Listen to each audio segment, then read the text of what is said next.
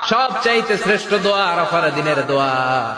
বিশ্বনবী বলেন, আরাফার দিনে একটা দোয়া আমি করি, আমার আগে সব নবীরা এই দোয়াটা করতেন। দোয়াটা হলো লা ইলাহা ইল্লাল্লাহ ওয়াহদাহু লা শারীকা লাহ লাহুল মুলকু ওয়া লাহুল হামদু ওয়া হুয়া আলা কুল্লি শাইইন কাদির।